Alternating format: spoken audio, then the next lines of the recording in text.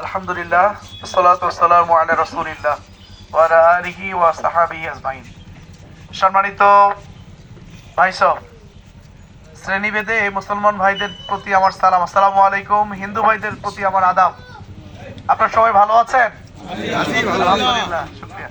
আজকে সকাল সকাল আসছি আপনাদের এলাকায় আপনাদের সাথে একটু সাক্ষাৎ করার জন্য। কি খুশি হয়েছেন আপনারা? আলহামদুলিল্লাহ আলহামদুলিল্লাহ। আসলে আমি আপনাদেরকে একটা বিষয় বলি, আল্লাহ শুকর, আল্লাহ আমাকে সেই সুযোগটা করে দিয়েছেন।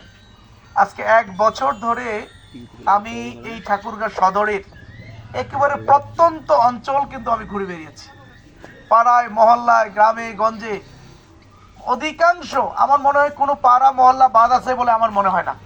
অধিকাংশ পাড়া মহল্লায় আমি ছুটে গিয়েছি, একদম নিজে গিয়ে আমি খোঁজখবর নেওয়ার চেষ্টা করেছি যে ওই এলাকার সমস্যাগুলো কি, ওই এলাকার মানুষের দুঃখ কষ্টগুলো কি, তারা কি চায়, তারা কি বলতে চায়, আমি নিজের কানে এগুলো শোনার চেষ্টা করেছি।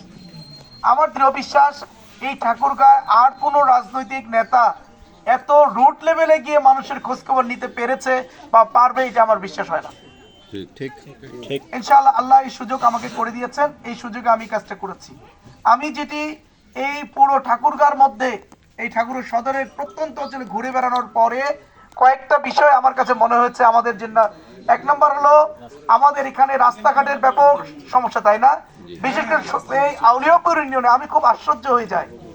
এই আউলিয়াপুর ইউনিয়নের অধিকাংশ রাস্তায় দেখি মানে খারাপ, কাঁচা। এটা শুকনো মৌসুমে চলাচল করাটা অনেক কষ্টকর।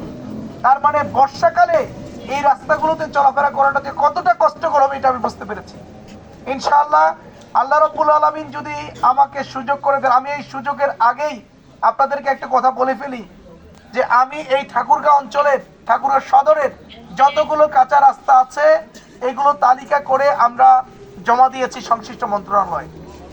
এইখান থেকে তারা আমাদেরকে আশ্বস্ত করেছেন যে পর্যায়ক্রমে এই কাজগুলো তারা করে দেবেন। ইতিমধ্যেই পুরো সদর জুড়ে কিছু কাজ কিন্তু শুরু হয়েছে, অনেকগুলো রাস্তাঘাটের কাজ শুরু হয়ে গেছে, বাকিগুলো পর্যায়ক্রমে এই কাজগুলো শুরু হবে ইনশাআল্লাহ। আমার দৃঢ় বিশ্বাস আজকে রাস্তাঘাটের কারণে আপনারা যে কষ্টগুলো পাচ্ছেন